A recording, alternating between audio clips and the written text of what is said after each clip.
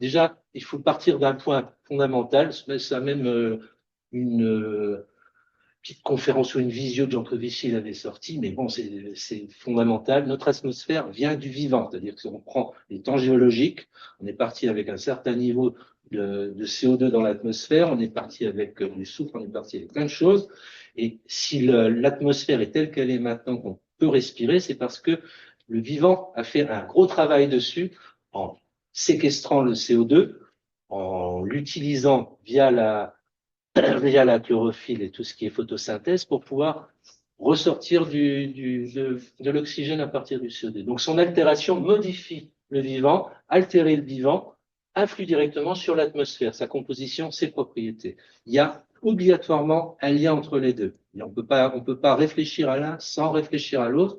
C'est lié, c'est étroitement lié. Si on modifie quelque chose dans le climat, on modifie quelque chose sur la biodiversité. Si on atteint la biodiversité, on aura une atteinte automatiquement sur le climat. Ils sont tellement liés que c'est fondamentalement notre climat, c'est le vivant qui l'a fait, c'est la biosphère qui l'a fait.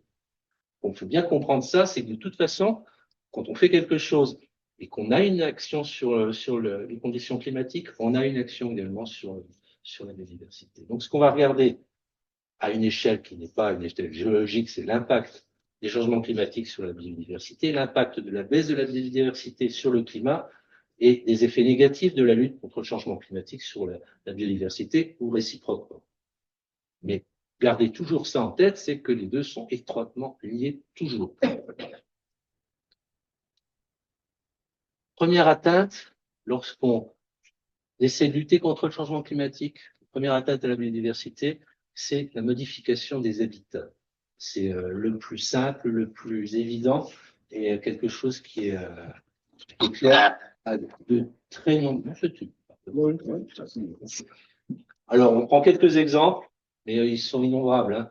Donc, ça dépend de l'échelle à laquelle on prend. On va prendre une échelle assez large. On va parler de la fonte des calottes glaciaires et des glaciers.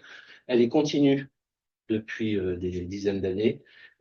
Évidemment, ça varie, mais c'est toujours dans le moins. On refabrique pas du glacier, on refabrique pas des calottes glaciaires.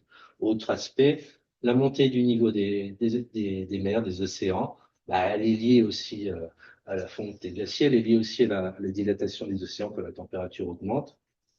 L'acidification des océans, bah là, elle est liée à la concentration de CO2 dans l'atmosphère. On a vu ça il y a 2 jours, c'est assez simple. Ça modifie très directement tout ce qui est vivant dans l'océan. Ça a un impact direct.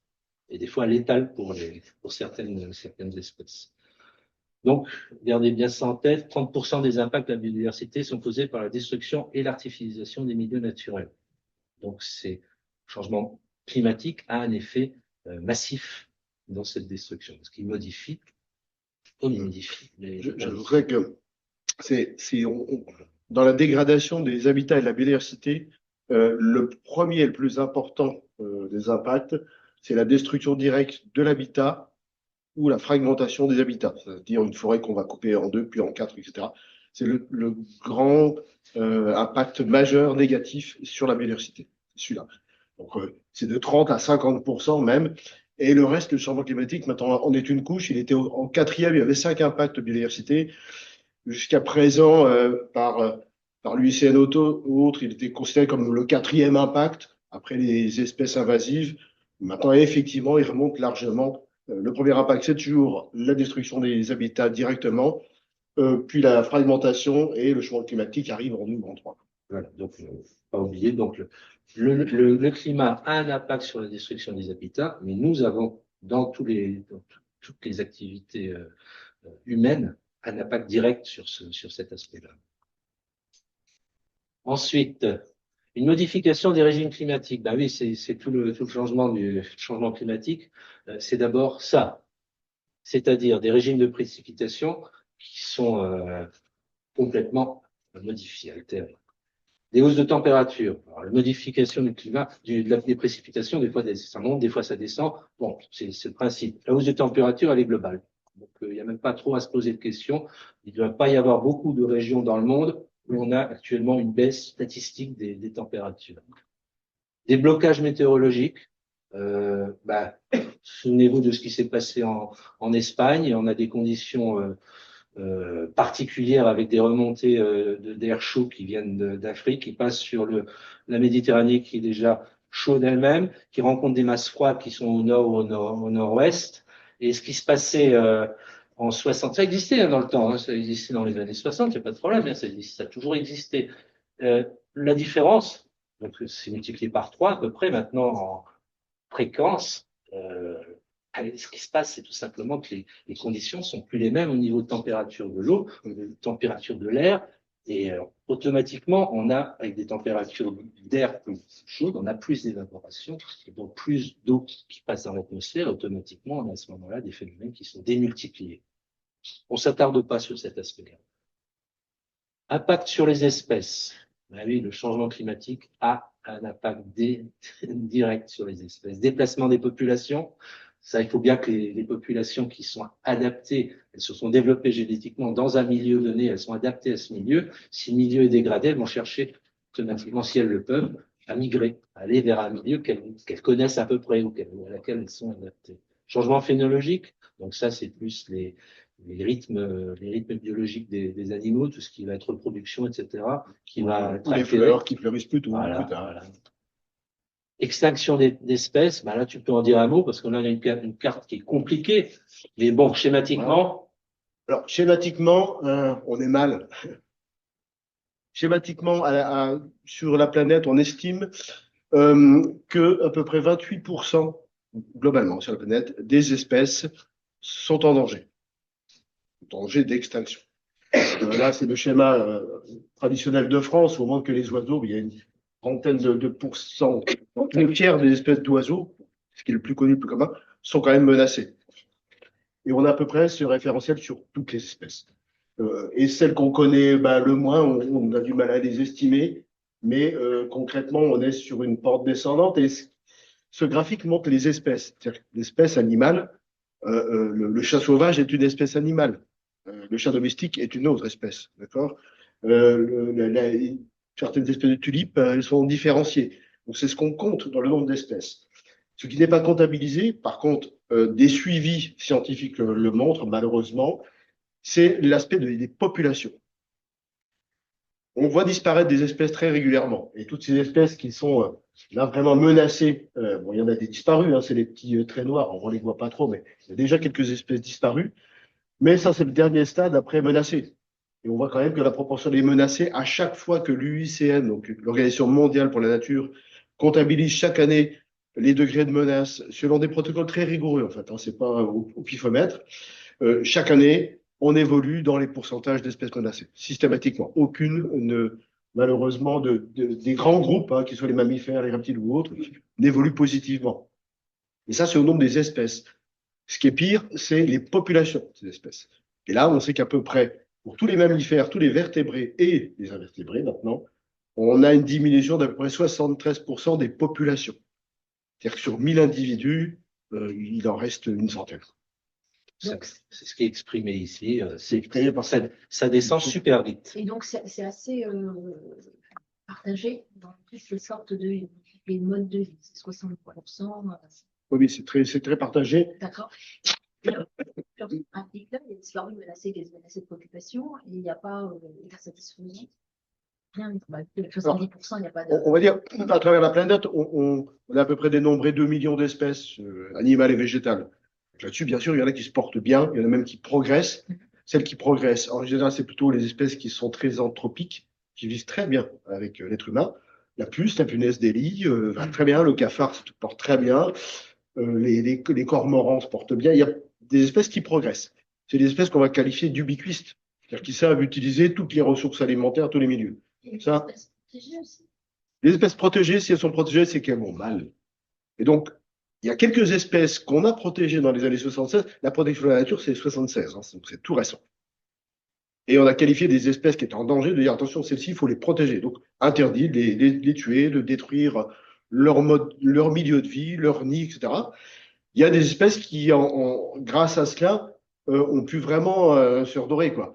Le héron cendré, vous connaissez tous le héron cendré, ce gros oiseau, depuis qu'il est protégé, ses populations ont vraiment explosé. Voilà. Mais 90% des espèces protégées sont des espèces issus de ces baromètres-là, c'est-à-dire des espèces menacées, donc tout en voie de disparition. Et ce qu'on ne connaît pas, on a pu estimer parce qu'il y a depuis peu des travaux sur les sols, mais tu en parleras un petit peu après, je connais les sols. Mais concrètement, on présuppose maintenant, en commençant seulement par analyser les sols, que 59% de la biodiversité vit dans les sols et dans les sols, sous forme de micro-organismes, des petits colombes, des petites bactéries, des bouts de champignons. En fait, il y a plus de biodiversité dans les sols qu'au-dessus des sols. Mais celle qu'on analyse, c'est celle qu'on voit là, qui est au-dessus des sols. Et ceci va mal. On peut bien supposer que la matrice du sol va très mal. Mais ça commence seulement par être étudié. Ça, c'est un des gros problèmes. On va y revenir après sur les notions de captage de CO2 ou pas. Le sol est d'une importance fondamentale. Mais toutes ces biodiversités-là chutent. Et le facteur le plus grave dont on ne connaît pas les conséquences, ce sont sur les invertébrés. On a pu effectivement, avec des études aussi rigoureuses sur une trentaine d'années, c'est les Allemands qui ont mis ça en évidence et malheureusement depuis, à travers la planète, ça se retrouve. Un suivi sur 30 ans sur 60 réserves naturelles, donc des espaces protégés, a montré qu'il y avait une chute de 70% de la biomasse des invertébrés sur des espaces protégés. Autant dire qu'à côté, l'effondrement des pollinisateurs et autres, on y viendra aussi, mais c'est tout cela qui est en chute. Et on parlait de chaîne trophique ou de chaîne alimentaire, c'est la base. Et la base est en train de se barrer, donc on ne sait pas les conséquences sur l'ensemble de la chaîne, voilà. Mais il y a d'autres choses qui se passent avec d'autres menaces. Par exemple, l'augmentation des maladies, des ravageurs. Comme moi, je suis assez branché fruitier. L'année dernière, on a eu des problèmes sur les pommiers en pagaille et puis sur les pruniers également, donc la moniliose et d'autres problèmes. Les ravageurs qui viennent aussi là-dessus. Donc, ça sont des exemples. Ils sont directement liés au changement climatique. Et puis, ce dont a parlé Laurent tout à l'heure, compétition avec les espèces invasives. C'est un gros problème parce que ces espèces invasives, elles viennent aussi s'installer ici, ou disons, elles peuvent s'installer ici parce que le climat est en train d'évoluer. Donc, automatiquement, ça devient favorable pour elles et beaucoup moins favorable pour les espèces autochtones. Le graphique, il est colossal, on a l'impression d'une exponentielle. Alors, imaginez la transformation des écosystèmes. Rien à ajouter? Non, mais alors, que ces espèces invasives peuvent avoir des conséquences sur les écosystèmes qui peuvent donc être moins capteurs de gaz à effet de serre parce que dégradés. Un petit exemple qui nous inquiète vraiment beaucoup en termes d'environnement, c'est le ragondin. Je ne sais pas si vous en avez déjà vu. C'est une espèce qui est là depuis les Américains, puisqu'ils l'ont apporté comme le raton laveur lors des guerres le raton laveur comme animal de compagnie, puis après pour la fourrure, et le ragondin pour la fourrure. Il s'est échappé. Ici, dans le Grand Est et en Lorraine, on n'avait pas trop de problématiques parce qu'on avait des hivers très, très rigoureux qui faisaient que le ragondin était assez porté, gelé, et donc il n'était pas très résistant au gel. Mais depuis une quinzaine d'années, une vingtaine d'années, vous voyez comme moi que les hivers sont pas très rigoureux, donc il se porte très, très bien. Le gaillard, il aime les zones humides, les étangs, les cours d'eau, et c'est un mangeur d'herbe. Donc, il bouffe tout. Et il faut savoir que, on va le voir après, mais les étangs, alors c'est une étude qui vient de sortir, là, qui n'est pas inintéressante, on pourra en parler plus tard une fois, mais c'est un programme qui s'appelle Ponderful, qui a été mis à l'échelle européenne et un petit peu avec 2-3 pays, Uruguay et autres ailleurs, pour étudier les plans d'eau. Il faudrait quand même une région de grands plans d'eau, si on revient à notre échelle. Quelle est la capacité des plans d'eau à dégager des gaz à effet de serre ou à capter des gaz à effet de serre, et du CO2 en particulier, et du méthane. Et là, ça vient de sortir en novembre. Hein. Le résultat de cette étude est vachement intéressant, c'est que un plan d'eau un peu piscine, une eau un petit peu boueuse, un peu dégueulasse, sans végétation, c'est vraiment un émetteur de méthane, par excellence. Donc c'est vraiment pas terrible. Un étang, comme les étangs traditionnels du parc de Lorraine, sur la forêt de la Reine, pour ceux qui connaissent, par exemple, ou l'étang de la Chaussée, qui ont des herbiers aquatiques énormes, avec des roselières importantes, captent 10 tonnes de CO2 par hectare par an. Donc, 2 fois plus que la forêt, voire 3 fois plus que la forêt. Donc, c'est énorme et on est très content de ces résultats-là, mais il faut avoir ce type d'étang-là. Et quand les ragondins arrivent, en quelques années, ils peuvent racler tous les herbiers et donc passer d'un écosystème qui est capteur de CO2 à un écosystème qui est émetteur. Donc, c'est pas neutre de voir un ragondin, oh la pauvre petite bête, ouais, mais franchement, mangeons-le plutôt que de le laisser, parce que ça a vraiment un impact considérable. Les collègues de Brière n'ont quasiment plus de patrimoine naturel en Brière parce qu'ils ont des écrevisses invasives et le ragondin. Et donc, ils n'ont plus d'herbiers aquatiques, ils n'ont quasiment plus de biodiversité. Quand ils voient une grenouille verte, ils sont trop contents.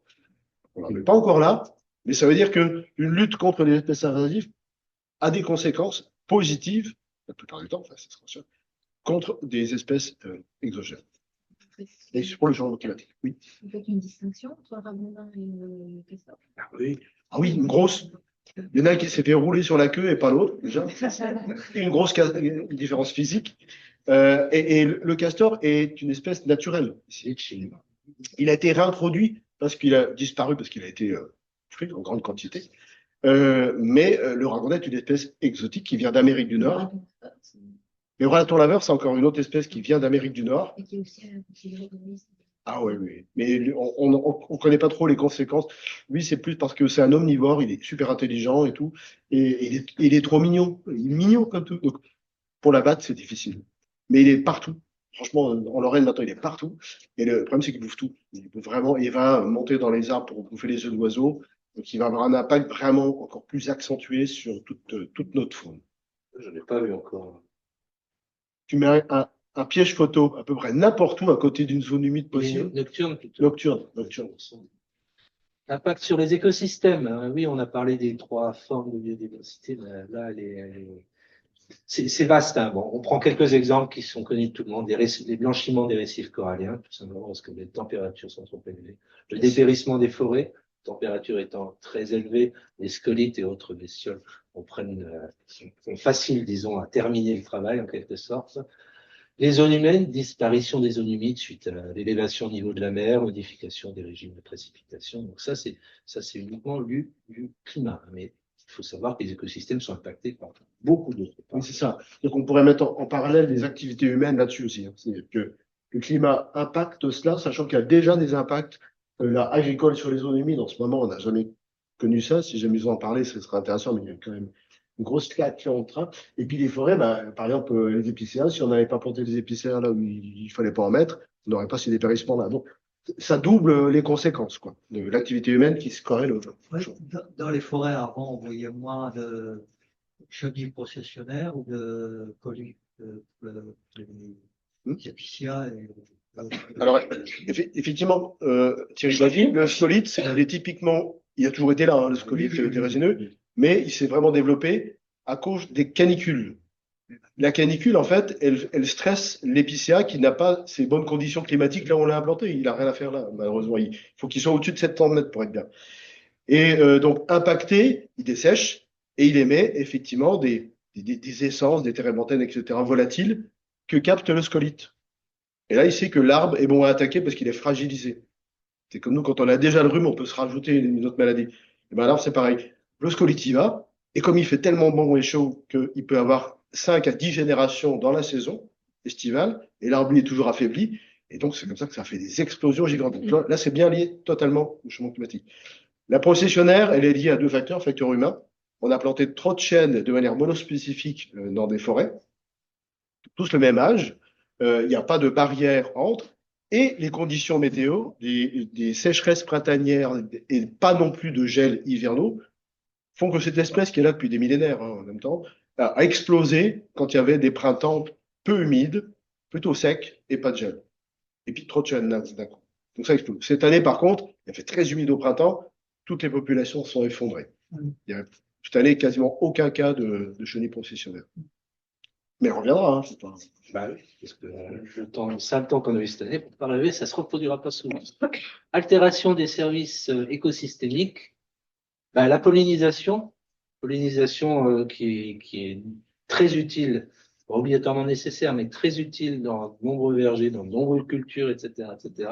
Si les populations d'insectes disparaissent, et en particulier d'insectes pollinisateurs, bah, on a des problèmes automatiquement pour la production. Donc, on estime le service rendu par les abeilles et les bourdons à l'échelle planétaire, c'est 153 milliards de services rendus. C'est que comme il y a certains endroits de Chine où les gens pollinisent les arbres à la main, il n'y a plus du tout de pollinisateurs.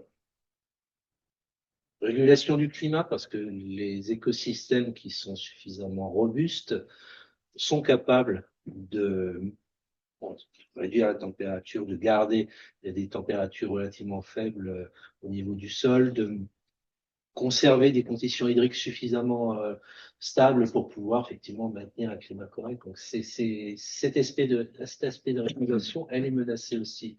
Et les ressources en eau, pour la même raison, si un écosystème est suffisamment robuste, il a une capacité à garder l'eau parce qu'il y a un couvert végétal, parce que le sol est protégé, parce que dans le sol, il y a de la matière organique, parce que, etc., etc., etc. C'est un ensemble, hein, toujours, on parle vraiment de système, hein. En résumé, le changement climatique exerce une pression sur les trois composantes de la biodiversité. La lutte contre le changement climatique doit adopter une approche combinée avec la préservation de la biodiversité. Toute action climatique doit être aussi évaluée en fonction de son impact sur la biodiversité. Ça, c'est simple. Ensuite, la baisse de la biodiversité a un effet sur le climat. On l'a déjà évoqué, mais pour des gens qui réfléchissent bilan carbone, par exemple, eh ben, le puits de carbone, il en prend un gros coup quand la forêt, par exemple, va mal. Jusqu'à présent, c'était relativement stable, mais actuellement, le puits de carbone que constitue la forêt, ben, ça commence à s'approcher de zéro. Alors cette année, il y a eu un petit répit, il y a eu beaucoup d'eau, donc la végétation a fait une grosse pousse par rapport à toutes les années précédentes, mais les années précédentes, si vous regardiez un arbre, les pousses de l'année, c'était ridicule, et tout ce qui va avec, c'était pareil, automatiquement. Autre gros écosystème, l'océan, bah, coraux, herbiers, on en a parlé pour les étangs, mais coraux et herbiers, ce sont les puits de carbone, c'est eux qui captent le carbone. Alors les herbiers en faisant de la photosynthèse et les coraux en fixant tout simplement le CO2, en le transformant en calcaire.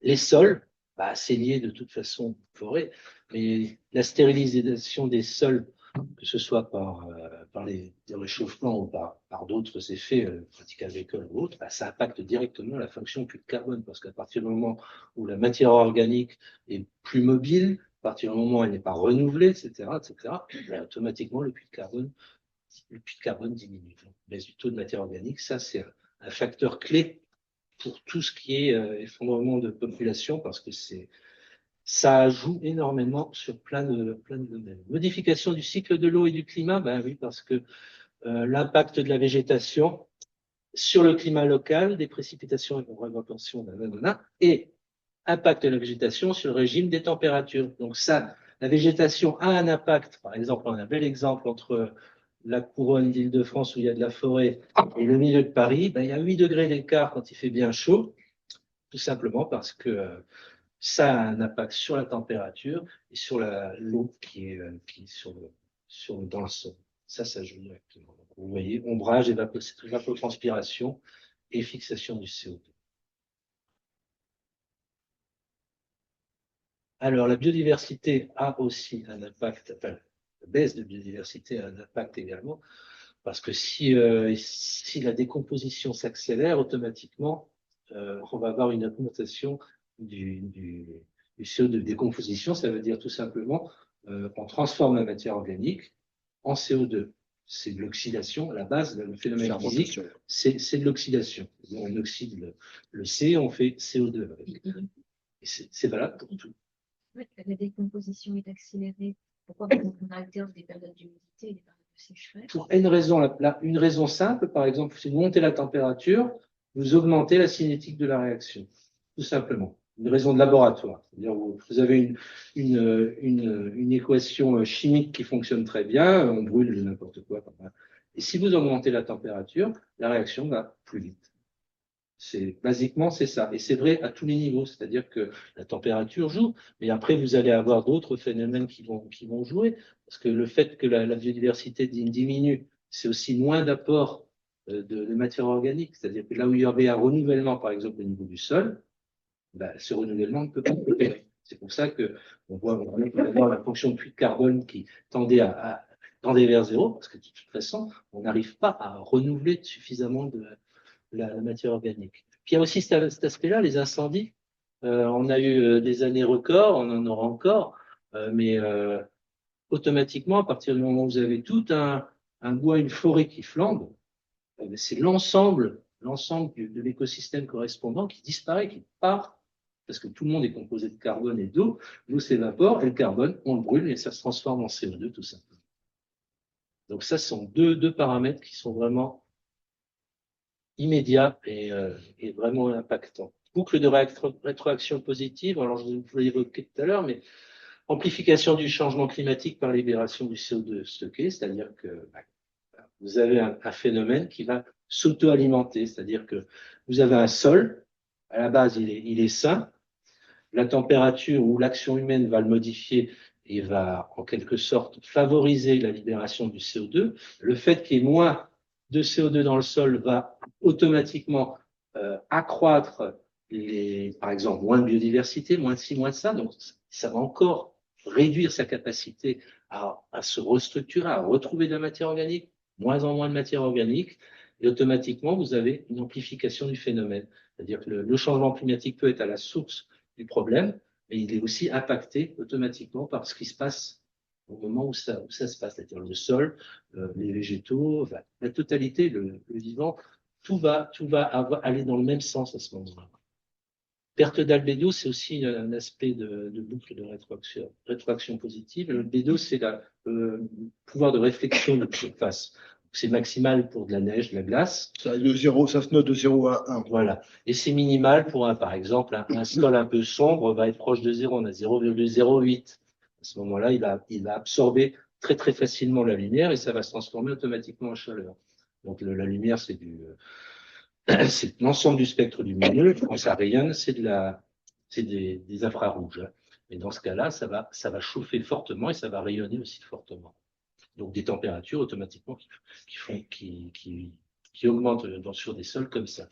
On voit que les végétations, c'est très, très variable, hein, selon la culture, selon le type d'espèce qu'il y a dans la forêt. Enfin, c'est extrêmement variable, ça dépend de plein de paramètres et ça a un effet directement aussi sur le climat parce que automatiquement, si vous ne pouvez pas en quelque sorte réfléchir la lumière, si elle est absorbée et transformée en infrarouge, vous allez échauffer.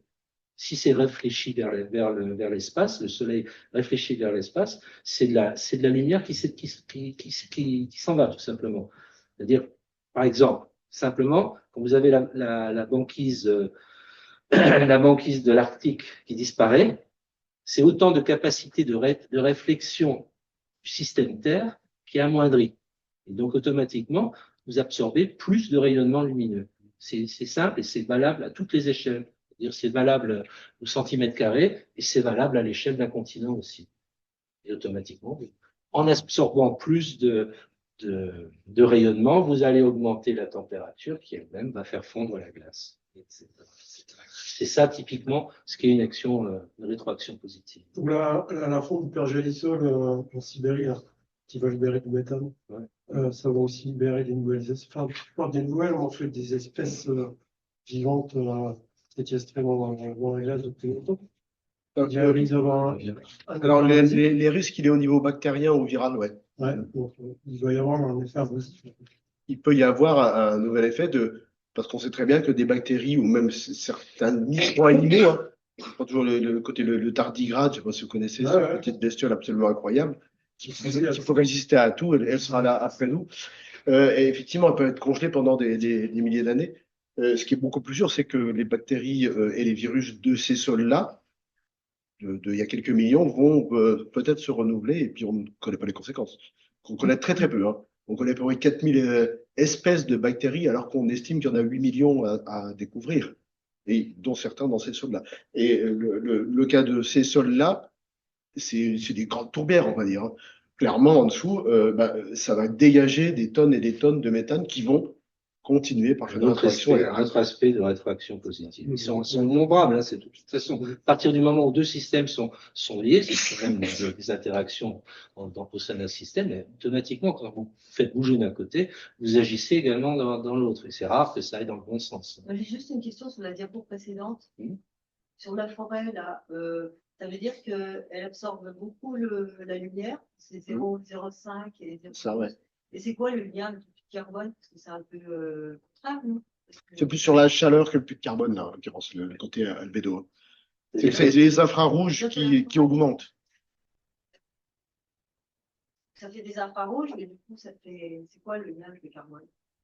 Là, la forêt reste un puits de carbone, de toute façon, dans le sens où, que ce soit au niveau des arbres qui vont absorber, qui vont transformer donc le CO2 en matière, ou au niveau du sol qui va, lui, va stocker cette matière lorsqu'elle se dégrade, quand elle commence à se dégrader, elle a un effet de toute façon de puits de carbone. Ce qui se passe simplement, c'est que elle est assez proche de zéro, ce qui veut dire qu'elle absorbe assez fortement la température. Mais c'est pas parce qu'elle l'absorbe à ce niveau-là qu'elle va rayonner des infrarouges. Non, parce que justement, cette capacité d'absorption, c'est aussi la photosynthèse. C'est-à-dire qu'elle est capable d'absorber la lumière pour la transformer en quelque chose, en énergie. Donc, si un végétal a un albédo faible, c'est aussi parce qu'il travaille avec la lumière. À l'inverse du sol qui, lui, ne travaille pas avec, qui le réfléchit. Oui, c'est Réfléchit les infrarouges. toujours. Et la prairie verrouillée, elle travaille aussi avec la lumière. Elle est assez basse en albédo, moins que la forêt, mais elle a un effet aussi. Oui, c'est Les l'énergie. océans. Pardon? Les océans, ça rend quoi? On pourrait parler des océans aussi, Oui. parce que. Non, mais pour Ben si. Il se réchauffe, en fait. La surface de l'eau est très faiblement réfléchissante par rapport au soleil. Elle absorbe énormément de chaleur. Oui, elle absorbe Parce que énormément. enfin, dire, tout ce qui est très foncé absorbe beaucoup, quoi. Voilà. Donc ça, c'est pas de la chaleur, c'est des rayonnements qu'elle Rayonnement absorbe. qu'elle absorbe. Elle absorbe des rayonnements, ce qui ne veut pas dire qu'elle transforme ça en chaleur. C'est simplement parce que dans l'eau, vous allez avoir une myriade d'organismes. L'eau, c'est une soupe. Hein. Qui veut utiliser cela. Voilà. C'est pas tellement la réverbération qui compte. Dans ce cas-là, dans le cas de milieux vivants, c'est pas tellement la réverbération qui compte, mais c'est leur capacité à absorber et à utiliser le rayonnement. Vous voyez, c'est subtil, il faut comprendre le truc, mais il est facile à comprendre. C'est-à-dire que un système sain, c'est un système qui utilise ce qu'il a autour de lui pour pouvoir fonctionner, vivre, etc. Et un système qui est malsain, c'est malheureusement celui qui est déficient. Un sol nu, par exemple, un sol nu, lui, il absorbe et puis ça se transforme tout de suite en chaleur. Il est le quart, donc il faudrait s'arrêter à la demi si on veut faire des ateliers, je sais pas. On va aller vite. Continuer. Donc, résumé. Il ne faut pas aller trop vite non plus. Hein. Non, si, on va aller vite. Faut faire, Mais sur la biodiversité, changement climatique sont étroitement liés. L'affaiblissement ou la perte des écosystèmes réduit la capacité de la planète à absorber les gaz à effet de serre. La lutte contre le changement climatique passe par la préservation et la restauration de la biodiversité. Les stratégies climatiques globales ou locales doivent intégrer ces objectifs. Troisième, et on va aller très vite là-dessus, les bioénergies. Bon, vous savez bien tout ce qui est maintenant le biodiesel, le bioéthanol. C'est en progression, ça se ralentit pas obligatoirement tant que ça, mais enfin ça se ralentit un petit peu, mais voilà, on est parti de pas grand-chose et sur une petite vingtaine d'années, on a quand même une progression x5. La conversion des terres pour les agrocarburants, donc en monoculture, avec perte d'habitat, biodiversité, automatiquement, il y a un conflit. Parce qu'à partir du moment où vous faites de la monoculture, que vous prenez sur de la prairie ou sur de la forêt, vous modifiez les habitats et de toute façon, vous n'allez pas avoir un véritable écosystème qui va s'établir là-dessus. Autre point impactant, développement des énergies renouvelables. Oui, mais du coup, il y a un essor sur l'extraction minière. Et là où on avait une vieille carrière de kaolin, maintenant on a trouvé que dans le kaolin, on avait une bonne concentration de lithium. On va réexploiter cette carrière pour pouvoir en sortir du lithium. Donc ça, c'est Chassière dans l'Allier. Donc là, c'est un habitat qu'on a modifié. Le conflit d'usage à ce niveau-là. Les ouvrages électriques, ça va dans l'autre sens. C'est-à-dire qu'il y a eu de gros impacts il y a longtemps déjà. Et maintenant, on revient petit à petit en arrière. C'est-à-dire qu'on démolit des barrages qui sont soit servent pas à grand-chose, soit sont de véritables barrières à la migration des espèces piscicoles, soit sont dangereux, ça peut arriver aussi. Enfin bref, il y a un gros programme au niveau européen pour enlever et rétablir la circulation, rétablir le flot normal des rivières. Développement des parcs éoliens et solaires, on va en parler, on va aller très très vite, mais vous voyez que l'impact des éoliennes sur les espèces volantes, elle n'est pas obligatoirement négligeable. Sur Géoportail, c'est bien parce qu'on peut voir les projets en cours, ce qui a été réalisé, et on voit, on n'a pas une vue précise des choses. Là, pour ça, il faut faire une étude, il faut faire un diagnostic. Mais disons, on voit déjà l'impact sur l'occupation des sols. La fragmentation des écosystèmes, des parcelles agricoles, ça, là on en a parlé. Le photovoltaïque, vu du ciel, c'est plus impactant déjà. Hein. C'est pas pareil. Ça, c'est sur Rosières-en-Haye, donc c'était avant une base aérienne. Grosso modo, c'est peut-être une manière intelligente d'utiliser un terrain qui est déjà, on va dire, pas tout à fait naturel. Mais enfin, avant ça, il y avait quand même un écosystème. Après ça, l'écosystème, automatiquement, est altéré. C'est obligé parce que. Peut-être comme c'est chez nous, je pourrais en parler 10 ans. Hein, Mais on va réduire 10 ans parce qu'on a quoi, 15 minutes? Afforestation et reforestation, ça c'est les forestiers. Les forestiers ont besoin de faire tourner la machine, donc ils ont une tendance à faire de la monoculture. Et maintenant, vu que la monoculture marche mal, à introduire des espèces exogènes. Je pense que là aussi, Laurent pourra en parler longtemps. Ça modifie automatiquement les équilibres et la biodiversité en général.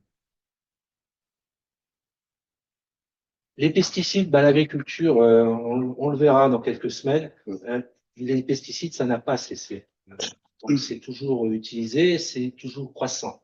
Là, ça s'arrête en 2018-19, mais ça reste croissant. Toute pratique agricole intensive, elle a un impact sur la biodiversité parce qu'on utilise tout simplement l'espace naturel pour ça. On utilise un terrain, on utilise du sol, et c'est en concurrence avec les espaces naturels. Les pesticides et abos profonds, je dirais pas même combat, c'est pas pareil pour la santé humaine, mais ça a un impact, tous les deux ont un fort impact sur la perte de biodiversité. Pourquoi? Parce qu'elles ont un fort impact, les deux pratiques ont un fort impact sur la biodiversité du sol, celle qu'on connaît le moins, mais qui est à la base de la chaîne alimentaire. Il l'a évoqué aussi. Conservation stricte des forêts anciennes, on aimerait bien que les forêts anciennes et les forêts, on va dire, maintenues en l'état, sauvegardées, perdurent. Mais c'est difficile parce que le climat change aussi. Donc, l'accumulation de matière morte qui constitue en quelque sorte le puits de carbone, qui fait le puits de carbone, peut devenir un combustible pour les incendies. Donc ça, juste un petit bémol sur ça. Ouais. C'est la matière morte debout, en fait.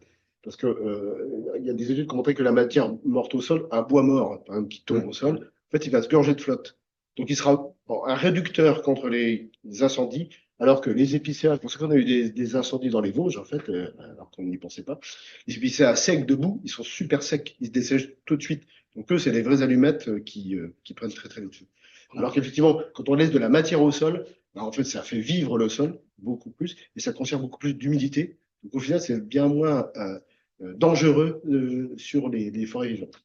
En dehors des forêts pures de résineux. Là, on est toujours sur les explosifs. Souviens-toi quand même qu'il y a eu des feux dits de tourbe dans le sud-ouest, dans les Landes. Ouais. Là, qu'on est sur effectivement l'autre principe des tourbes, mais aussi parce qu'on est sur des forêts de résineux au-dessus. Donc, et là, on a la mèche au-dessus. Là, on a tout détruit, du haut jusqu'en profondeur. Source de méthane, ça a été évoqué tout à l'heure, mais il ne faut pas oublier que les milieux humides sont aussi de gros capteurs de CO2. C'est-à-dire que le principe de la méthanisation naturelle, c'est très lent par rapport à l'oxydation. Donc, automatiquement, lorsque vous prenez en compte, parce qu'il faut le prendre en compte, les émissions de méthane dans les milieux humides, il faut aussi savoir que ces émissions de méthane et ensuite dégradation en CO2 sont lentes par rapport à tout autre processus de dégradation de la matière organique. Savoir sur ces zones humides, une particulière sur les tourbières, puisqu'on a la chance d'en avoir, un peu en plaine, mais plus dans les Vosges. C'est sans doute, et en Europe du Nord, ils ont énormément de programmes de restauration de tourbières et de préservation des tourbières. Concrètement, les tourbières, donc c'est des zones humides qui, sous forme, il n'y a pas d'oxygène, le sol est acide, donc il n'y a pas de fermentation, il n'y a pas de dégradation de la matière, elle ne fait que s'accumuler. Donc ça veut dire que ça accumule du CO2, toute la matière étant composée finalement de CO2. Donc ça, c'est une richesse absolument incroyable. Une tourbière en activité biologique normale, c'est à peu près entre 15 et 30 tonnes de CO2 captées par an, à l'hectare. Hein. Donc, il n'y a rien de plus performant qu'une tourbière. Et on a des capacités de restaurer les tourbières et de capter ça de manière remarquable parce qu'on a dégradé énormément de tourbières. Et à l'inverse, une tourbière qu'on a asséchée, par exemple, dans les Vosges, pour faire de la plantation d'épicéas, alors là, ça relargue tous les stocks de méthane et de CO2 et c'est une puissance, c'est une bombe à retardement aussi. Donc, il y a beaucoup de projets en cours d'inventaire de ces tourbières-là pour les restaurer un maximum parce qu'on n'aura pas meilleur captage de gaz à effet de serre que les tourbières et les zones humides de manière globale. Gestion des écosystèmes de prairies, ben là on l'avait déjà évoqué pour l'agriculture, que ce soit le CH4 émis par les bovins ou l'utilisation des moyens agricoles mécaniques. Bon, là on a de toute façon du CO2 qui est produit. Mais globalement, vous avez toujours en dessous un sol qui fonctionne. Hein. Une prairie, c'est un sol qui fonctionne, mais ça a des effets quand même sur le climat. Il se passe des choses à partir du moment où on a une activité, il se passe des choses et il y a automatiquement du CO2 qui est largué. Régénération des terres dégradées, on a 2-3 slides rapidement, on va y passer. Monoculture, installation d'espèces exogènes ont des effets sur les écosystèmes, tout en maximisant le piégeage du carbone. Vous voyez le piégeage du carbone, grosso modo. Quand on est sur de la forêt, sur de la prairie, on a des valeurs assez élevées. Quand on est sur du cultivé, c'est déjà un peu moindre. Quand on est en zone artificialisée, c'est très variable. En général, c'est très faible parce que de toute façon, pour qu'un sol se forme et qu'il ait la capacité de stocker, il lui faut du temps.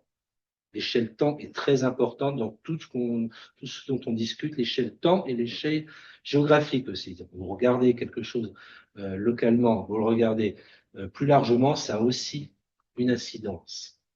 Captage du CO2 dans les sols, de nombreuses techniques sont maintenant petit à petit se développent, techniques de captage, des techniques de ségrégation qui font appel à des moyens industriels, technologiques et autres, avec du piégeage, enfin bref. On va passer les détails, mais ça, c'est le système naturel. Vous voyez que le gain n'est pas obligatoirement colossal par rapport à un système naturel. C'est-à-dire pour une moyenne, avec des investissements technologiques, etc., on ne gagne pas grand-chose par rapport à un système qui fonctionne naturellement en stockage de carbone. Ça, c'est des scénarios prospectifs. C'est ça, c'est pas vraiment de la prospective, c'est quelque chose qui a été étudié d'après l'état actuel des connaissances en termes de technologie. Donc, on fait ensuite, effectivement, on essaie de modéliser les choses pour voir ce que ça va donner. Et grosso modo, les techniques sont là, ça a un coût, etc. Mais ça a un coût aussi en termes de biodiversité. À partir du moment où vous artificialisez un secteur, une zone, C'est un gros en énergie aussi d'aller injecter le CO2 dans le sol.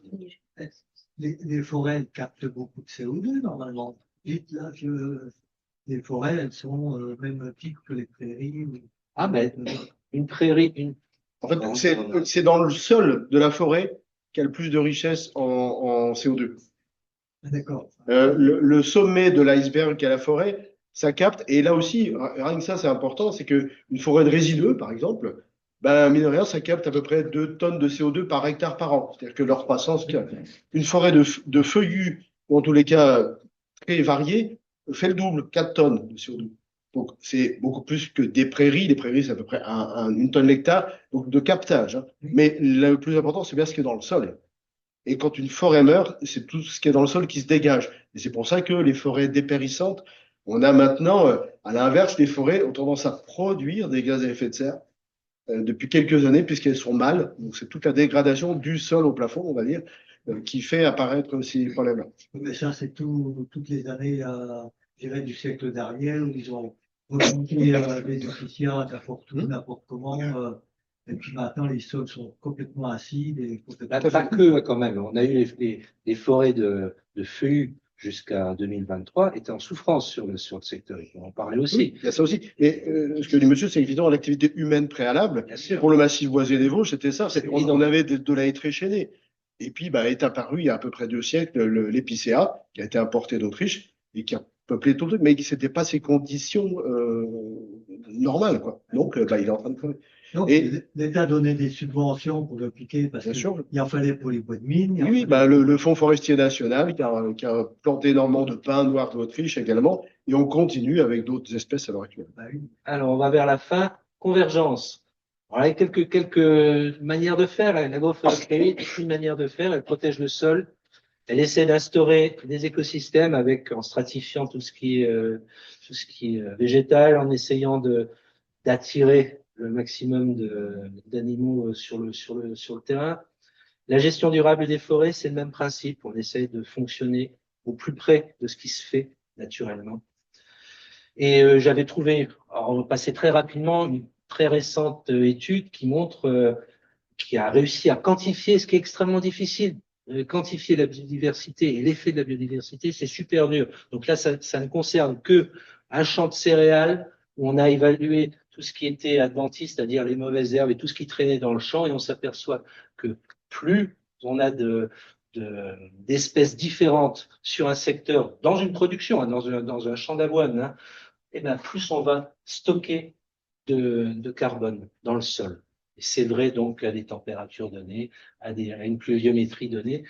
Tout ça, c'est issu de beaucoup de mesures. C'est-à-dire que pour faire ce type d'études, c'est colossal. Ça demande une compilation énorme de données. Et on n'étudie qu'un petit morceau d'un écosystème. On n'étudie pas le sol, on n'étudie pas les insectes, on n'étudie pas ce qui est autour. Et tout ce qui va passer, par exemple, qui va se nourrir sur place. Donc, c'est même pas l'écosystème à proprement parler. On va juste regarder la biodiversité en termes de plantes sur une parcelle donnée.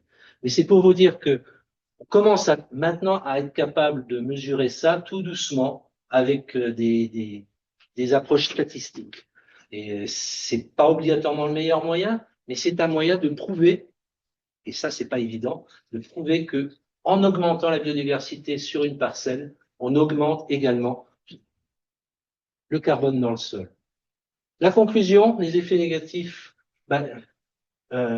c'est pas la conclusion des effets négatifs. La conclusion de tout ça, c'est qu'il faut arriver à une synergie entre la lutte contre le réchauffement climatique et la préservation de la biodiversité, qu'il existe des antagonismes et des conflits d'usage, mais on verra que ils sont plus on va dire, de l'initiative des choix qu'on fait en termes de projets technologiques, de technologie que du fait même de la lutte elle-même. Et des approches intégrées avec bénéfices cumulés, ben oui, quand on peut le faire, il faut pouvoir aller vers des solutions qui sont bénéfiques dans tous les domaines. Voilà, net. Et là, ce que je vous propose, c'est éventuellement, soit vous avez en tête un cas concret que vous nous exposez, soit Laurent a un cas concret qu'il expose, moi j'ai aussi un cas concret qu'il expose, et on en discute. L'idée, c'est de voir un peu comment on peut argumenter en fonction de ce que vous savez, de ce que vous venez de voir, de ce que vous aimeriez voir, parce qu'il peut apporter des explications, il peut donner des détails qui sont toute échelle, c'est-à-dire des détails signifiant jusqu'à des grosses considérations bien solides sur les pratiques qu'on a. Et puis, ensuite, on essaiera simplement de restituer la discussion. Donc, on parle d'arguments pour, contre. Ça, c'est basique, c'est facile à imaginer. Ça se discute aussi parce que c'est pas obligatoirement simple à concevoir, à imaginer pour, contre, pour qui, pourquoi. Ensuite, je parle pas de quantification, mais d'essayer d'évaluer. C'est-à-dire que, OK, on est pour, on est contre, mais peut-être que tel ou tel critère qu'on va utiliser est moins puissant qu'un autre. Par exemple, on va avoir un projet de photovoltaïsme sur un champ où on a repéré une pauvre libellule, et peut-être que cette pauvre libellule, ben, elle pèse pas beaucoup par rapport à la nécessité du territoire de produire sa propre énergie pour l'avenir.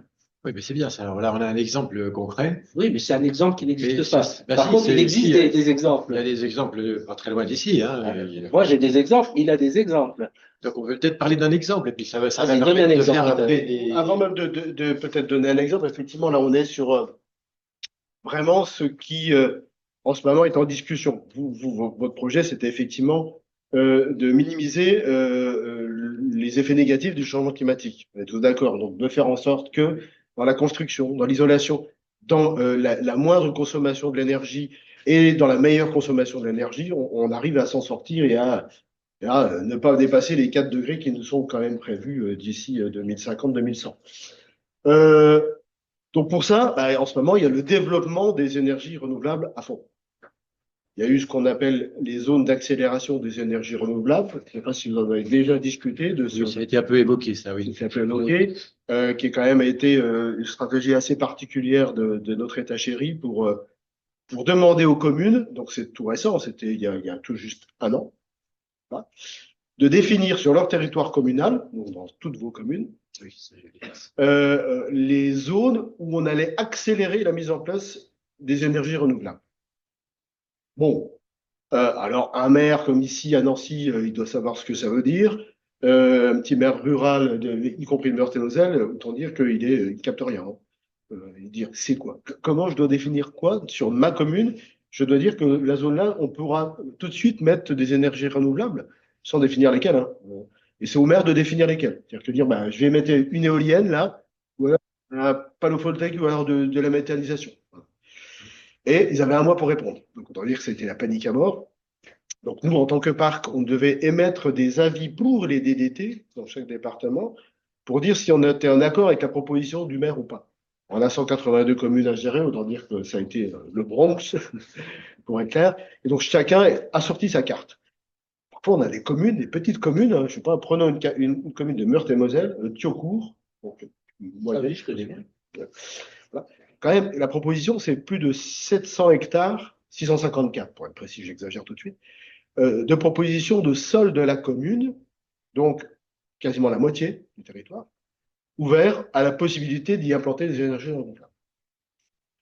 Concrètement, sur juste de nouveau le territoire du parc, donc 182 communes, on a 5000 éoliennes possibles. Et on a à peu près 5000 hectares de photovoltaïque possibles aussi, dans les propositions. Donc, autant on ne peut être que favorable aux énergies renouvelables, autant ces chiffres-là, que chacun ne voit pas. C'est-à-dire que quand la commune propose 3 hectares de photovoltaïque, il dit, c'est quand même pas grand-chose. Mais multiplié par le nombre de communes, c'est gigantesque. Et ça, personne ne s'en rend réellement compte. Donc, c'est bien de l'échelle du territoire à une échelle un peu plus macroscopique qu'on peut dire, attention, quoi. Il est évident que si on recouvre une telle surface de panneaux ou d'éoliennes, il ne pourrait y avoir que des impacts sur la biodiversité. Donc, c'est un petit peu ce qu'il faut avoir en tête, c'est que là, on est dans une zone. Alors, vous allez avoir à émettre des avis dans le cadre d'enquêtes publiques. C'est-à-dire que maintenant, ce sont toutes dites des installations classées, éoliennes ou photovoltaïques, méthaniseurs aussi d'ailleurs. Donc, systématiquement, il y a une étude d'impact et systématiquement, il y a donc une enquête publique. Il faut savoir, hein, je me permets quand même de faire cette parenthèse parce que peut-être que pour tous, c'est important de savoir comment on peut se positionner là-dedans et quel est l'impact qu'on peut avoir. Concrètement, un EDF Énergie Renouvelable, tiens, pour prendre ce cas de figure, qu'on pourra détailler après sur un des sites que je connais bien, va voir une commune et dit, bah voilà, moi je voudrais mettre du photovoltaïque, 300 hectares, et donc ça va vous rapporter tant. Non, aucune commune ne dit non de manière globale. Donc, après, il faut étudier cet impact-là, son emplacement. Donc, étudier l'impact sur la pollution environnementale, enfin la pollution globale, l'impact sur le paysage, l'impact sur l'eau et l'impact sur la biodiversité. Il y a une étude qui est à faire.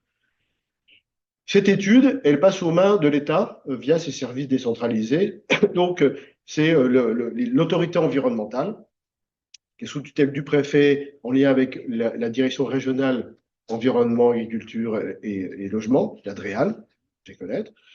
Donc, eux regardent cette étude et portent un avis. Alors, il faut savoir aussi qu'ils avaient un certain délai pour porter cet avis sur l'étude d'impact et faire des propositions complémentaires. Par exemple, l'étude, elle manquait vraiment, il n'y avait pas eu d'inventaire sur les oiseaux sur les 4 saisons, on appelle donc sur une année entière. Bon, elle pouvait émettre la recommandation, bah non, ça ne va pas, on ne peut pas la passer en arrêté préfectoral parce qu'il nous manque ça. Elle avait tout le loisir de le faire, et seulement après réponse du dépositaire, du pétitionnaire, alors ça allait être mis à l'enquête publique, s'il l'avait bien répondu. Là, l'État veut raccourcir avec ses zones d'accélération, raccourcit tout, et donc la MRAE, donc l'autorité environnementale, doit porter son avis en même temps que le dossier est porté à l'enquête publique. Voilà. Donc, c'est des petites astuces, mais il faut savoir que ça veut dire que tout un chacun peut consulter les enquêtes publiques. Il suffit d'aller sur les sites de chaque préfecture de Meurthe-et-Moselle, vous tapez enquête publique en cours et vous avez la liste de tous les dossiers en cours sur lesquels tout un chacun peut porter avis. Ensuite, il y a des commissaires enquêteurs qui sont là pour réceptionner les avis par Internet, mais également avec un bureau, comme ici, ils ont le samedi après-midi, ils ont une permanence et ils viennent. Il faut savoir que les commissaires enquêteurs, c'est vous, c'est moi. Je ne sais pas s'il y a des commissaires enquêteurs dans la salle. Pas encore. Ils ne sont pas là. Bientôt. Ah oui. Bon. Il y en a 113 en Lorraine, pour être précis. Donc, c'est des personnes qui sont là pour recueillir et analyser. Ils ne sont pas là pour recueillir les informations de tout un chacun, mais aussi les analyser. Le problème, c'est que pour les analyser, il faut avoir un minimum de connaissances. Et en termes de biodiversité, c'est pas top. Donc, ils sont venus, bonne nouvelle, et là, ils nous ont démarché il y a 15 jours pour que le parc leur fasse une formation sur énergie et biodiversité, justement. Donc, on est vraiment en plein dedans. Pour qu'eux sachent quoi dire, parce que les dossiers d'agrivoltaïsme, c'est-à-dire de photovoltaïque en zone agricole, ça, c'est à fond, là. Ça se développe sur des milliers d'hectares. Et donc, ils ne savent pas quoi dire aux gens qui viennent les questionner, et même eux, ne pas trop analyser les résultats de l'enquête publique. Donc là, c'est à vous, dans l'enquête publique, d'être justement d'avoir conscience, d'où l'information de ce soir, en tout cas, sur faites gaffe, quoi, énergie renouvelable, c'est top, mais ça peut avoir des gros impacts sur la biodiversité, qui, comme l'a montré Thierry, peuvent aussi avoir des impacts finalement sur le changement climatique, bien plus que le peu de gains qu'on va avoir avec cette éolienne ou cette centrale photovoltaïque. Faut peut-être, je suis un peu directif, mais il faudrait peut-être que, si on prend les ateliers, les moins 20, ça va être vraiment, et c'est plus lié. Peut-être qu'on, oui, c'est intéressant. On reste sur le format, on reste sur le format. Alors, on va rester sur le format comme ça, déjà, c'est sûr. Mais moi, ce que j'aimerais bien, c'est qu'on identifie les impacts, maintenant plus concrets. Un parc photovoltaïque, ça a quel impact sur la biodiversité? Moi, j'aimerais bien qu'on fasse la liste, quoi, qu'on ait la liste là, parce que c'est vraiment du concret, ça. Moi, Alors déjà, j'ai quelques qu'est-ce idées, que mais vous en pensez? Après, moi, je pourrais décrire plein de projets, mais Moi, déjà, j'entends parc photovoltaïque, j'ai envie de vomir, quoi. pourquoi? Parce que ça prend de la terre à cultiver, ça empêche l'herbe de pousser, et quand je dis bien des photovoltaïques sur les toits, sur les bâtiments, sur les choses comme ça, mais dès qu'on va mettre des parcs, pour moi, c'est une aberration, quoi. Donc, mais faire des il y a parcs l'agrivoltaïque, il faut photovoltaïques. expliquer l'agrivoltaïque, que c'est alors compatible avec la. Alors, Monsieur disait tout à l'heure dans l'ancienne base militaire, là, ils ont mis ça, mais c'est bien parce que avant il y avait rien, mais c'est pas sur des bâtiments, ça empêche. Je l'ai vu, hein. Il y a des moutons quand On même. peut pas Alors, je sais pas, cultiver, on faut peut pas. faut peut-être expliquer qu'il y a un peu quand même de culture possible. Mais alors, Oui, il y a des moutons. Voilà. Il y a des Sur- moutons alors, et dans sur les ce- nouveaux agrivoltaïques. alors je vais me faire des fois l'avocat du diable, parce que j'ai ça, parce que toi aussi, j'allais le faire. faut aussi, mais le mouton, c'est souvent la bonne excuse pour mettre du photovoltaïque Voilà. où on veut, parce que ça passe partout, c'est petit, c'est sympa. Ok. Concrètement, là, pour l'instant, on est sur la reconquête, on va dire, de zones de friches. Et le développement des zones d'accélération, c'est sur des zones de friches industrielles.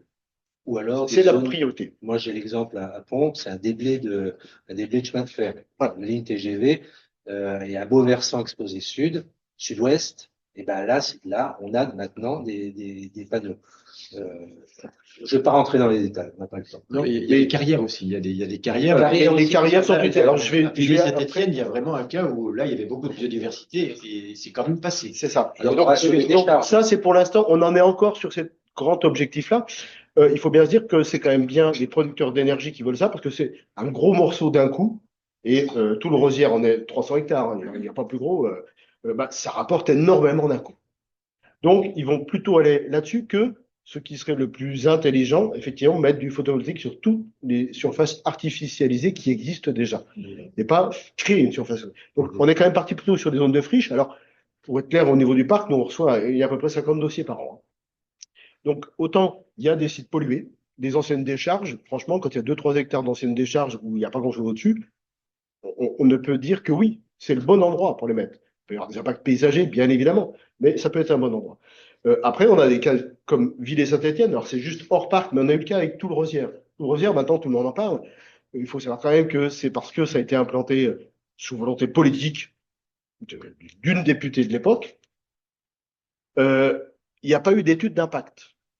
D'accord?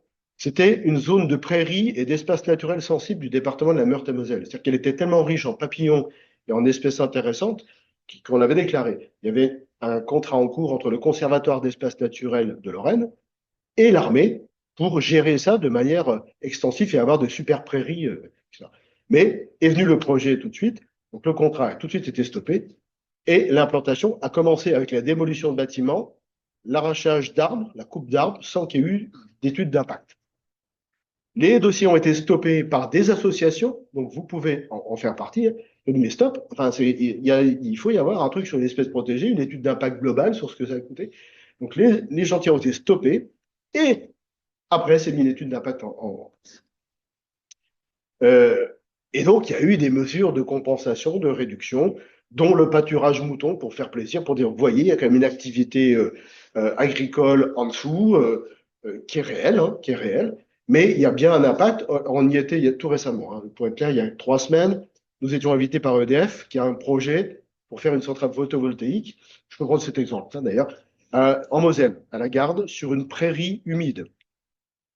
C'est une prairie remarquable, très riche aussi en espèces animales et végétales, dont le PLU, elle est considérée comme zone agricole inondable. D'accord? Et dans la tête des agriculteurs et du maire, il dit, bah, c'est un espace qui sert à rien, c'est inondable, économiquement, c'est pas rentable. On va proposer à EDF Énergie Renouvelable de faire, et ils sont à fond dessus. Hein. Donc, ils veulent modifier le PLU, on parlait du PLU, pour autoriser le fait que ça devienne une zone de construction de photovoltaïque. Et donc, pour nous prouver qu'il n'y avait pas d'impact, ils nous ont invités à Toul-Rosières pour nous montrer et nous prouver qu'il y avait encore de la biodiversité. Et c'est vrai qu'il y en a, mais dans les espaces qui n'ont pas été traités, en fait. C'est aussi simple que ça. Donc, les espaces entre les linéaires de panneaux photovoltaïques, et là, il y a des études en cours, bon, on n'aura pas le temps de développer, mais qui prouvent qu'effectivement, plus les rangs de panneaux photovoltaïques sont larges et moins il y a d'impact sur la biodiversité. C'est logique. C'est logique. Il y a plus de lumière. Donc, globalement, ça peut mieux se répartir. Quand il y a une réduction, comme ça l'a été à Toul-Rosières, ben en fait, il y a une ambiance humide qui se crée en dessous, qui est beaucoup plus importante, beaucoup plus de développement de mousses, de ronciers, d'orties, que de prairies plus intéressantes. Alors, les moutons, d'ailleurs, n'y vont quasiment pas. Il faut faucher en dessous, finalement. C'est quand même ce qu'on a pu voir. Donc, il y a bel et bien des impacts globaux. D'autant plus que le sol est quand même totalement défoncé, donc c'est des sols très tassés qui ne permettent pas, comme on l'a vu, la vie du sol. Il y a d'autres techniques qui existent. Il y a quelques centrales dans le sud de la France qui ont été mises en place de manière remarquable. La structure est en bois, déjà.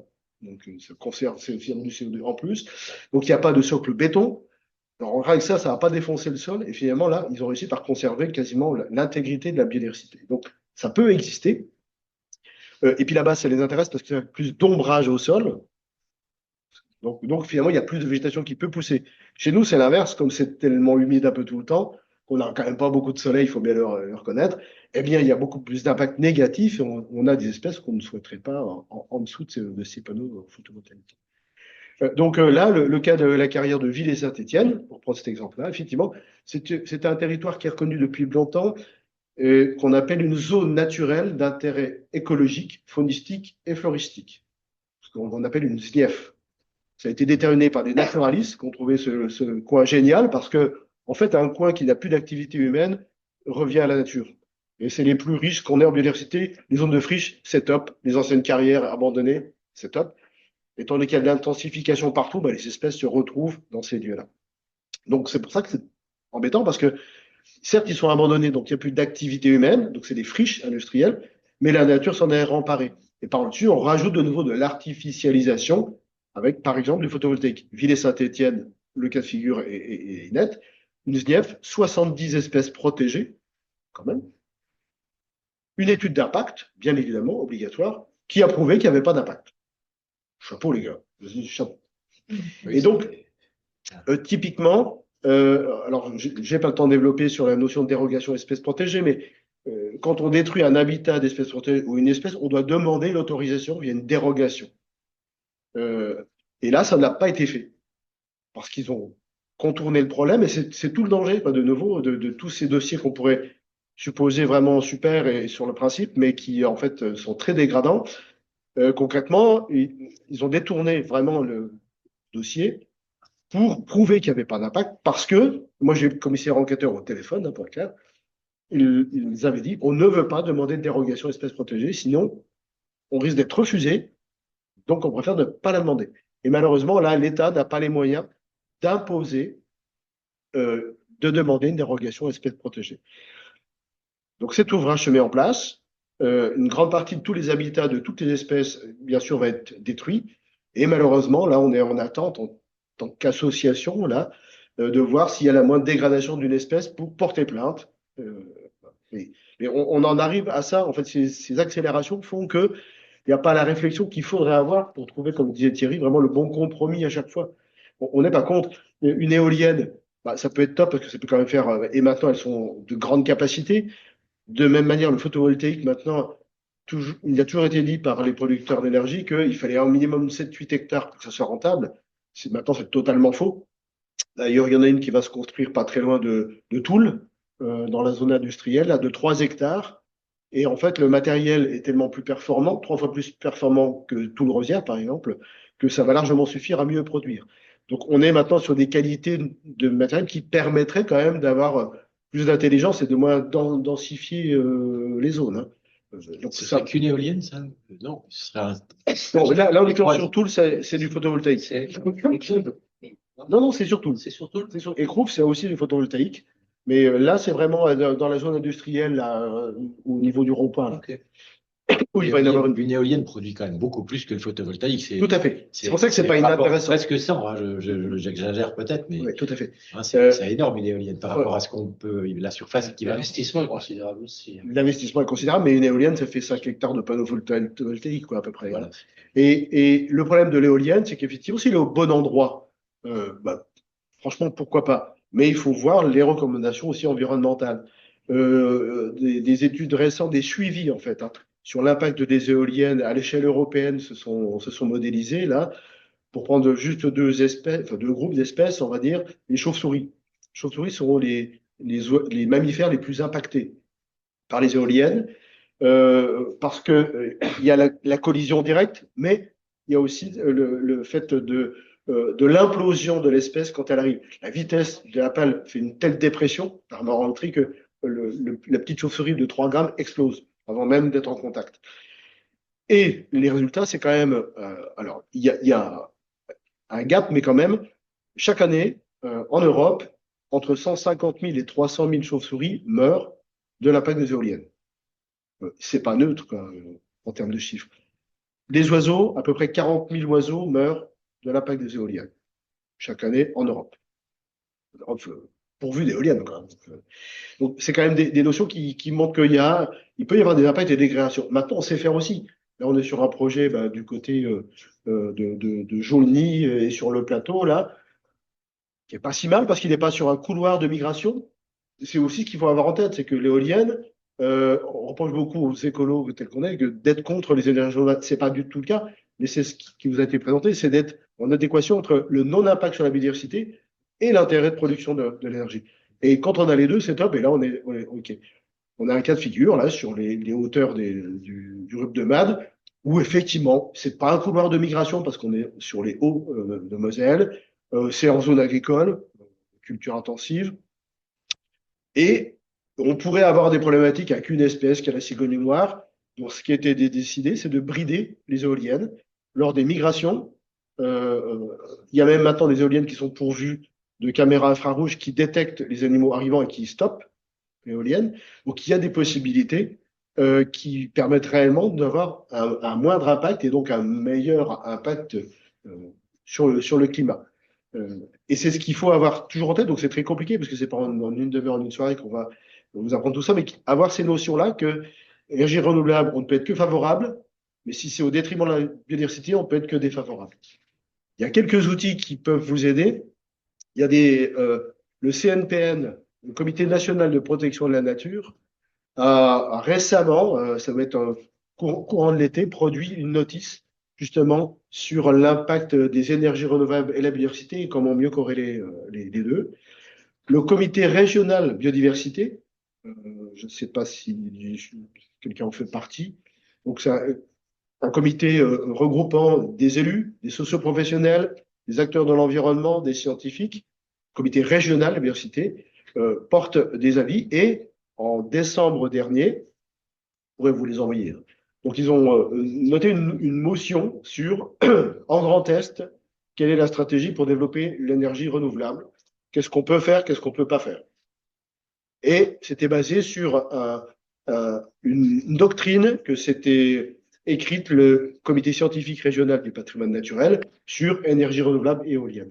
Donc, il y a des éléments qui sont pas très longs à lire, hein. Franchement, c'est 15-20 pages, qui vous permettent d'avoir en tête tous les impacts que peuvent avoir les différents types d'énergie sur la biodiversité.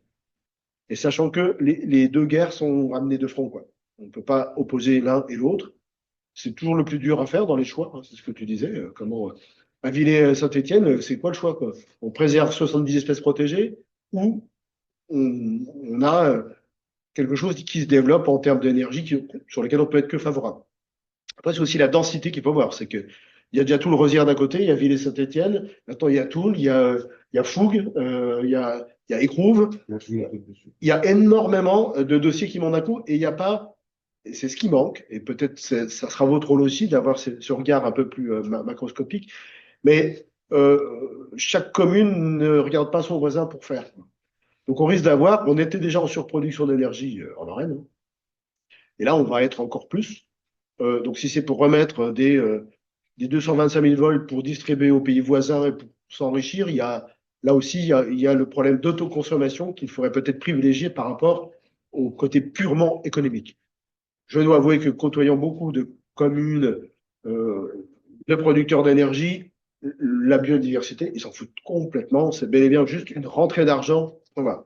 Ce qui revient aussi à la problématique qu'on a en ce moment avec l'État, hein, pour être clair, c'est que les petites communes sont quand même très démunies. Les dotations de chaque commune diminuent.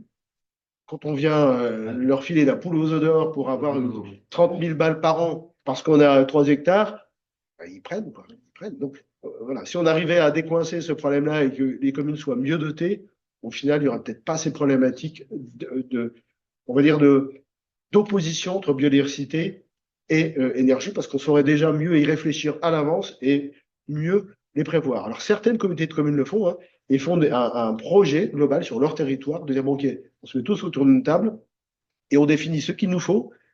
Bon, il nous faut 10 éoliennes pour être dans le curseur global, il nous faut 10 hectares de photovoltaïque. Et ben, on va choisir les meilleurs endroits en trouvant toutes les stratégies et en imposant tout ça.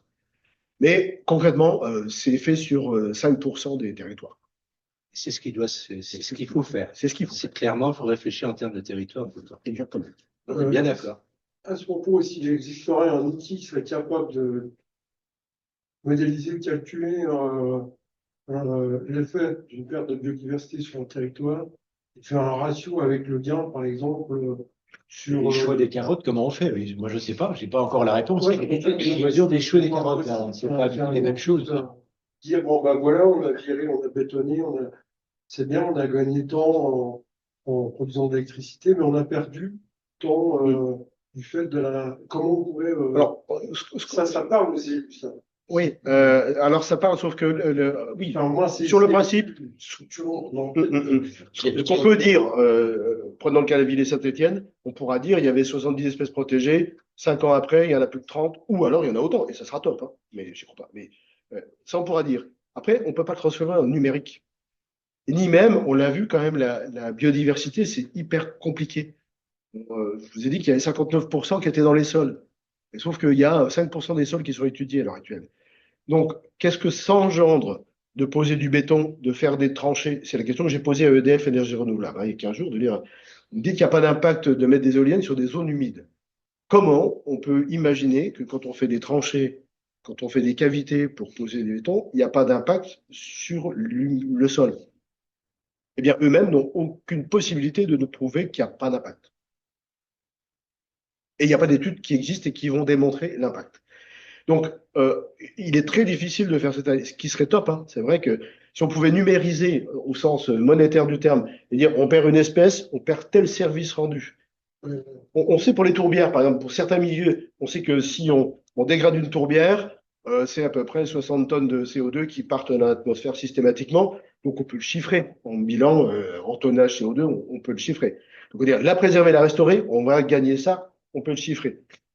mettre des panneaux photovoltaïques au-dessus, on pourrait dire, bah, finalement, ça stoppe la croissance de la tourbière. Donc, on va perdre, estimons que la tourbière, hein, je pense qu'il y en a qui est plus facile à analyser, mais capte 30 tonnes de CO2 par an, par hectare. Si on couvre 1 hectare de photovoltaïque, elle ne va plus en capter que 5.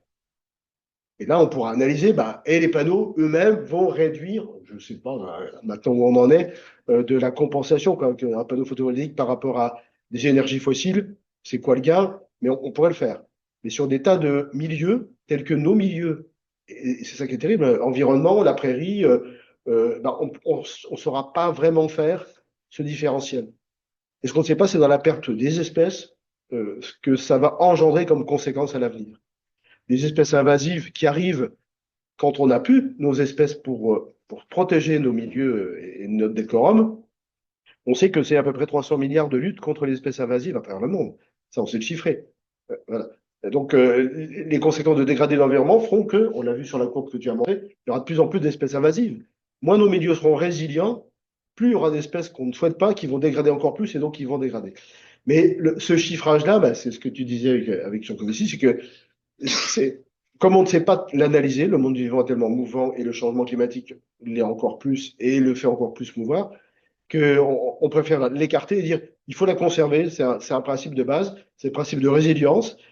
Et en tant qu'écologue, c'est notre principe de base, c'est que plus les milieux naturels seront résilients et mieux ça sera pour l'homme à l'avenir pour ce changement climatique. C'est le seul côté sûr. De là à le chiffrer, malheureusement, on ne peut pas le chiffrer pour tous les milieux et surtout pas pour toutes les espèces.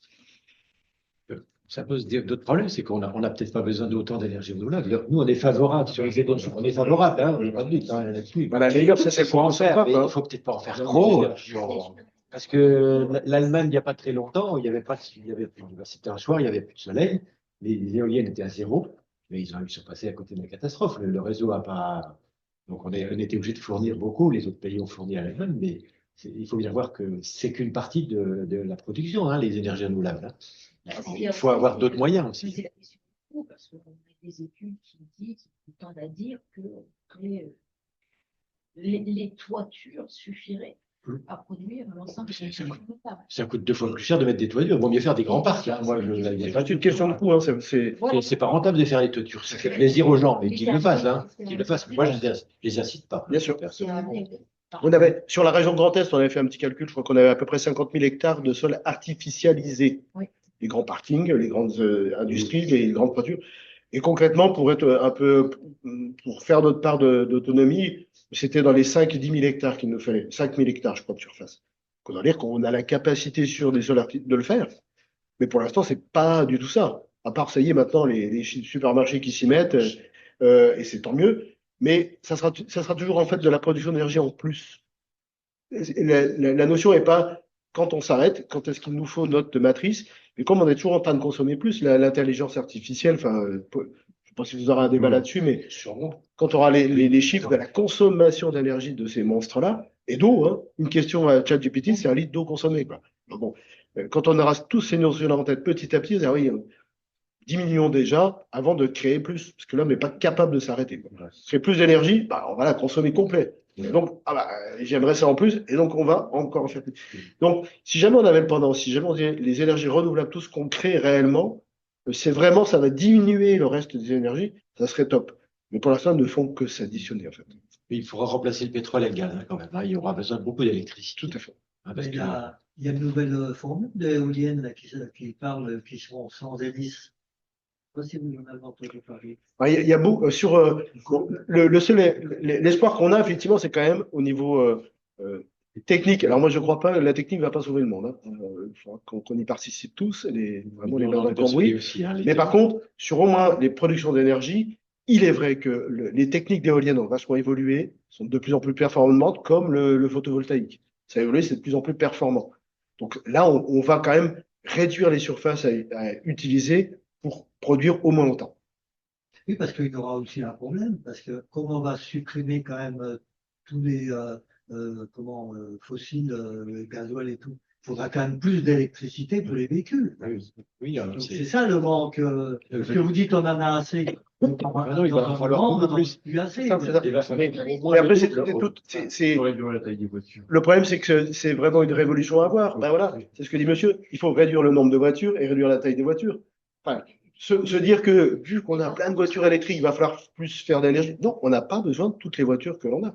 Et encore moins de tous les gros 4x4 qu'on a en ville et qui servent à rien à part consommer plus.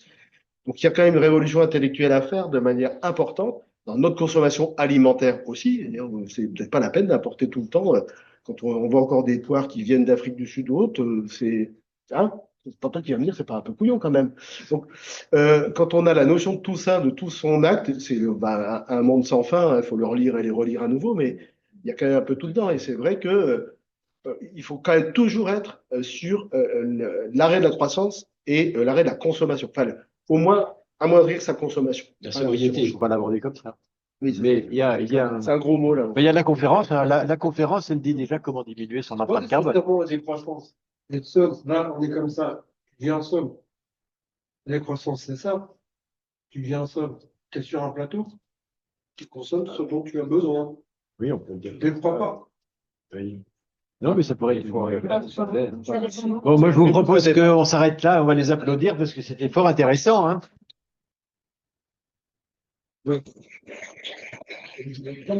Merci Laurent. Merci Laurent. Hein, merci beaucoup.